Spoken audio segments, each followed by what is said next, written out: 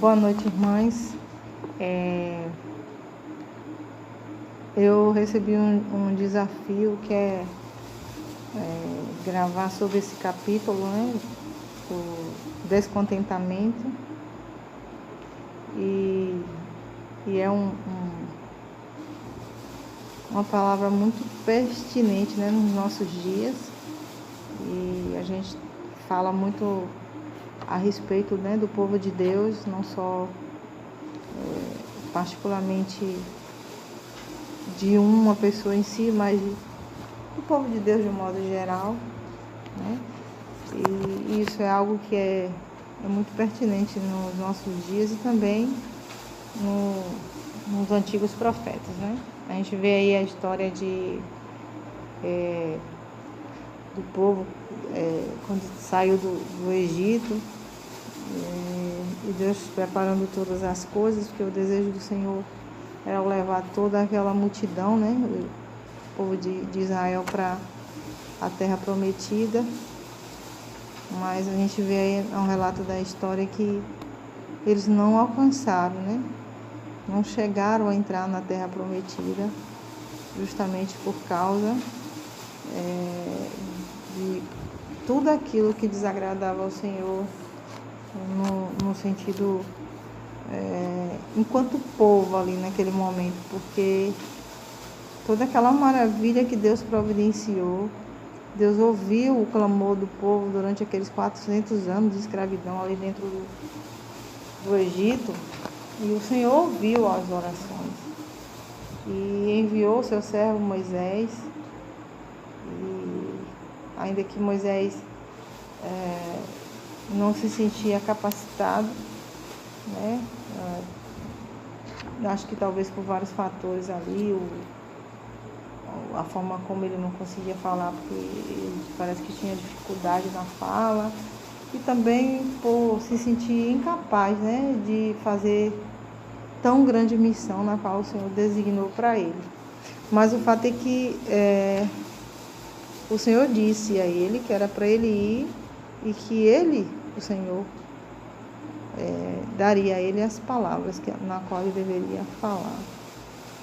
E a saída do povo ali foi de uma forma, vamos dizer assim, maravilhosa, né? O Senhor designou para ele, para o povo, todo o sustento, ainda que fosse no deserto, a coluna de fogo à noite iluminava o caminho, a coluna de fumaça ao dia cobria aquele povo e tal, protegia do sol, o alimento, né, que caía do céu, o maná, a roupa não envelhecia, o sapato. Então era muita coisa boa, né, que Deus estava ali provendo para o seu povo, demonstrando o amor ao seu povo. E, no entanto, o que havia nesse povo era um grande descontentamento, né? E a gente vê isso ao longo da história da Bíblia. Trazendo para os nossos dias, nós podemos ver aqui o início. Se o contentamento é uma profunda satisfação com a vontade de Deus, então o descontentamento é rejeitar profundamente o que Deus está fazendo. Mas é ainda mais que isso, é uma recusa de agradecer a Deus pelo que Ele fez e pelo que Ele está fazendo. O descontentamento é ingratidão. A crítica, a murmuração e a reclamação são as irmãs feias do descontentamento, e Deus odeia todas elas. Porque os atributos invisíveis de Deus, assim o seu eterno poder, como também a sua própria divindade, claramente se reconhece desde o princípio do mundo, sendo percebidos por meio das coisas que foram criadas. Tais homens são, por isso, indesculpáveis, porquanto, tendo conhecimento de Deus, não glorificaram como Deus, nem lhe deram graças, antes se tornaram nulos em seus próprios raciocínios, obscurecendo-se-lhes o coração insensato. Romanos 1, do 20 ao 21. Paulo nos diz para fazermos tudo sem murmurações nem contendas. Está lá em Filipenses 2,14. e para sermos agradecidas. Colossenses 3,15. Essa deve ser a conduta básica habitual do crente, estando contente e satisfeito. Mas o descontentamento é uma atitude orgulhosa do coração, apesar de ser um pecado autônomo. Também é uma placa de Pitre, servindo ao desenvolvimento de muitos outros pecados, né? Porque, na verdade, o descontentamento, ele começa bem pequenininho, né? Ele começa a gerar na nossa mente, no nosso coração. Nós muitas vezes escondemos e de repente a gente não observa e quando a gente se dá conta, a gente está gerando outras situações e começa o pecado a ser esclarecido, ser jogado para fora. E aí é onde começa o grande mal na nossa vida. Aqui fala, em vez de o coração estar descontente, ele se torna, uma vez que o coração está descontente, ele se torna terreno fértil para muitos outros pecados. Na verdade, é difícil pensar em um pecado que não brote do solo do descontentamento. Uma vez que o descontentamento cria raízes, outros pecados da carne passam a ser inevitáveis. E a gente conhece esse versículo aqui, que está em Gálatas 5, do 19 ao 21. Ora, as obras da carne são conhecidas, são prostituição, impureza, lascívia, idolatria, feitiçaria, inimizades, porfias, ciúmes, iras, discórdias, tensões, facções, invejas, bebedices, glutonarias e coisas semelhantes a estas, a respeito das quais eu vos declaro, como já outrora vos preveni, que não herdarão o reino de Deus os que tais coisas praticam. Então, a gente vê que o descontentamento é algo totalmente contrário à vontade de Deus. Quando nós estamos descontentes com a nossa vida de um modo geral, seja lá em qual área for, nós estamos dizendo para o Senhor que não estamos satisfeitos com aquilo, com aquilo que está acontecendo na nossa vida. E isso dá a entender, deixa claro que o Senhor não está sendo suficiente na nossa vida, né? Nós começamos a praticar coisas que desagradam ao Senhor. E não começa como algo grande, porque o pecado em si, ele não começa como algo grandioso. Satanás, quando ele tenta interferir na vida do povo de Deus, ele começa a buscar as pequenas coisas. E aí nós damos munição para ele, né? Quando não estamos observando o que realmente Deus quer para a nossa vida. E as bênçãos, ricas bênçãos, muitas bênçãos que Deus nos concede todos os dias, em todos os momentos. E um dos momentos assim que nós devemos observar muito, todos os dias, é que Ele nos dá vida, Ele nos dá o alimento, Ele nos dá a saúde, Ele nos dá a bênção de ter uma família, de termos nossos filhos, de nos dar livramento. Nós vivemos num mundo tão caótico, tão triste, né? A gente tem visto aí esses acontecimentos aí climáticos acerca dessas enchentes. Quantas pessoas, servos de Deus também. Hoje eu vi um relato num grupo da Umbrella de Mulheres, um pastor falando sobre os irmãos que morreram nessa enchente.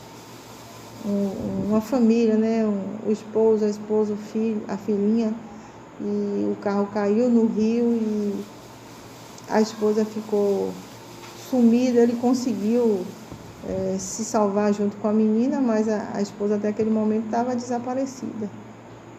e depois foi encontrado, infelizmente, sem vida, né? Então a gente vive num momento que a gente para, como servos de Deus, para pensar, né?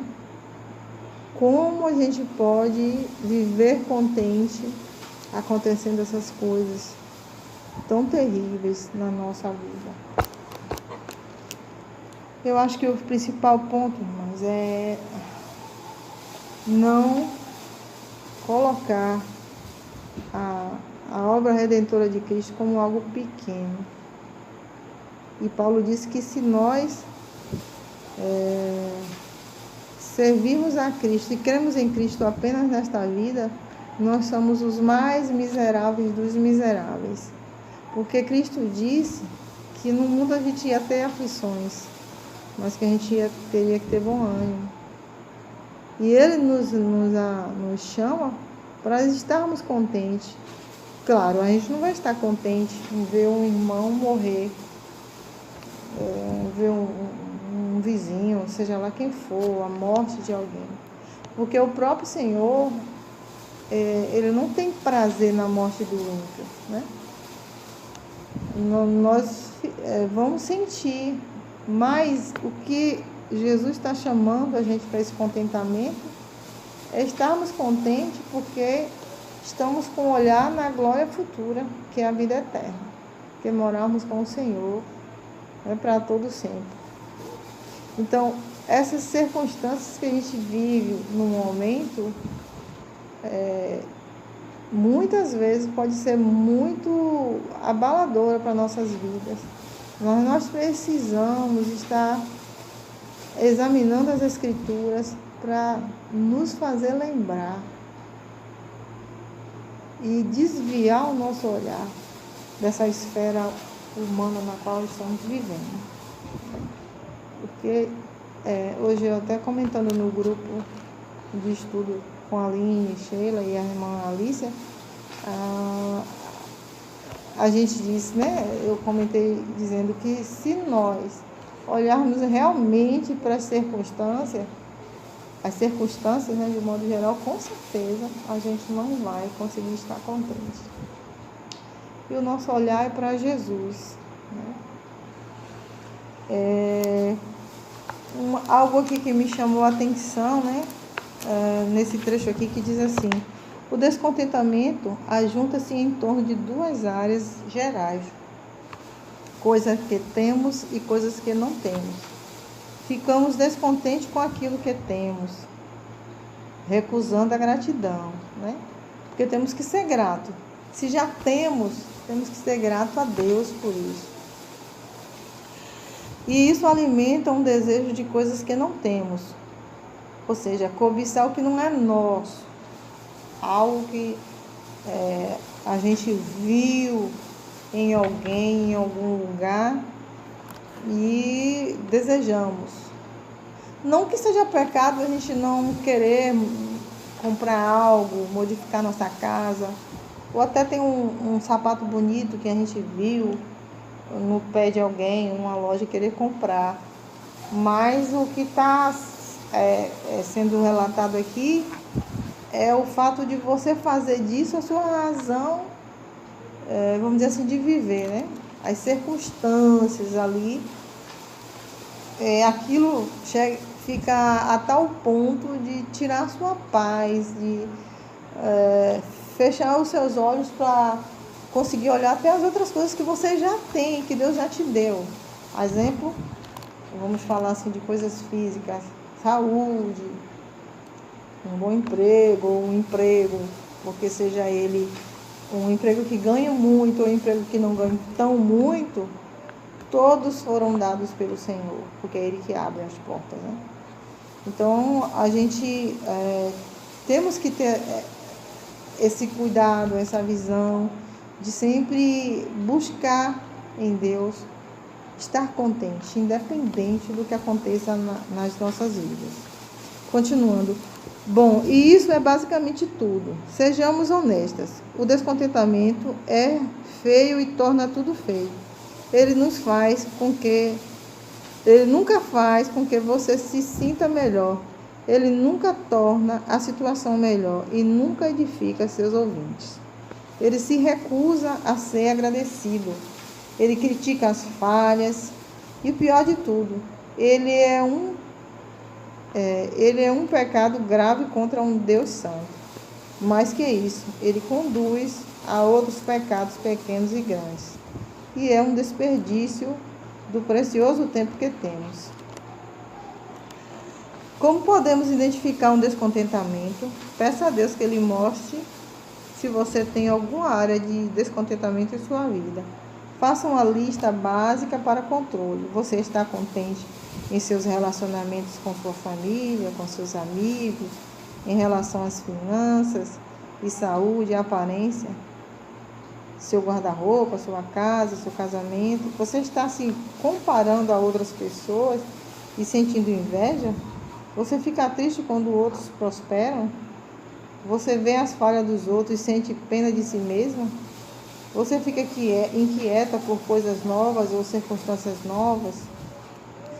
Você reclama do clima? Esses alvos são fáceis de identificar. Confesse cada área de descontentamento a Deus. Depois, agradeça por aquilo que Ele tem feito em sua vida em cada uma dessas áreas.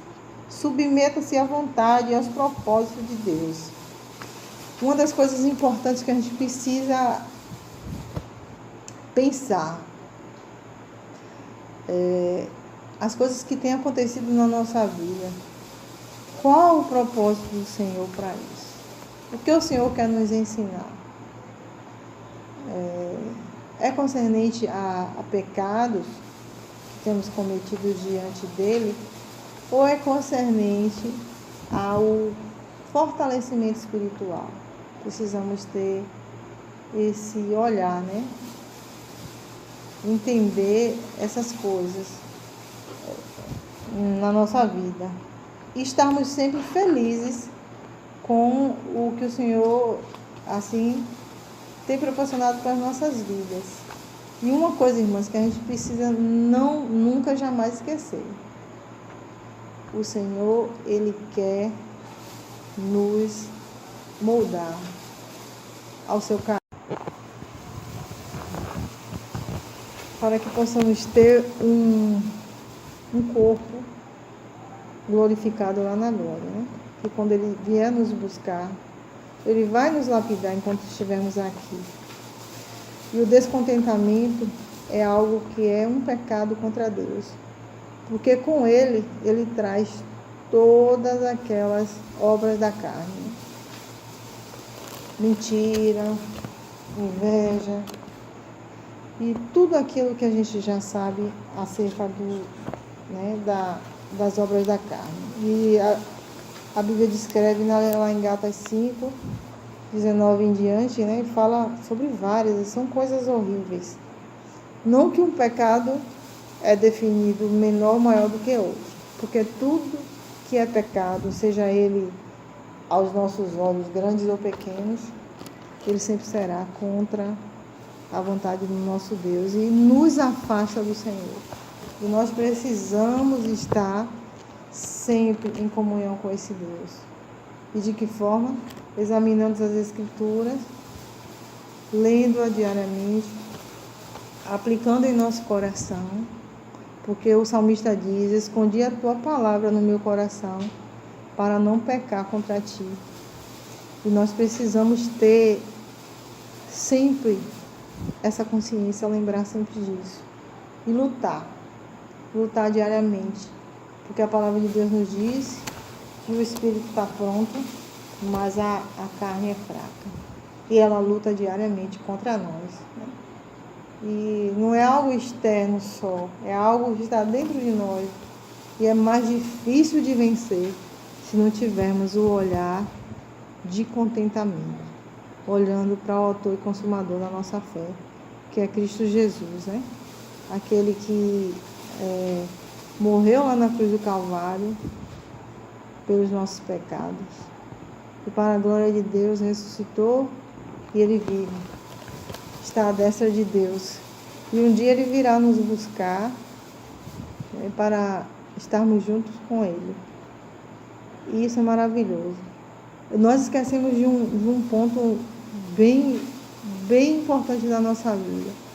A palavra nos diz que nós não estaremos aqui quando a grande tribulação vier. Irmãs, quando eu penso nisso, eu penso como algo incrível na nossa vida e me dá uma esperança, um contentamento tão grande. Eu estava outro dia assistindo na igreja, prestigiando um culto, e o pastor falando sobre a questão da grande tribulação, e ele mencionou assim: e nós, a igreja, não vamos estar aqui, irmãos, para a glória de Deus, nós fomos os escolhidos, o Senhor nos separou para Ele. Então, tudo isso que nós estamos vivendo aqui atualmente é nada comparado ao que vai acontecer na grande tribulação. E nós, irmãos, não vamos estar. Então, estejamos contentes com isso, né? Que Deus nos abençoe, nos ajude a sempre lembrarmos disso, a sempre estarmos felizes com o Senhor, pedindo a Ele sabedoria todos os dias e nos dando o fortalecimento espiritual para que possamos ajudar a outros que muitas vezes precisam muito do nosso auxílio, né? Outras irmãs, como a Aline fala, esse grupo é para o nosso crescimento espiritual e para uma ajudar a outra, se fortalecendo no Senhor. Que Deus nos abençoe. Vamos orar para encerrar. Santo Deus e amado Pai, te agradecemos, Senhor, por essa oportunidade. Perdoa os nossos pecados, nossas falhas. Obrigado, Deus, pelo conhecimento da Tua palavra. Podermos desfrutar, meu Deus, de tão grande maravilha que é ter a Sua palavra em nossas mãos para nos fortalecer e crescermos a cada dia. Obrigado por essa oportunidade. Abençoa a vida de cada irmã que faz parte desse grupo. Em nome de Jesus. Amém.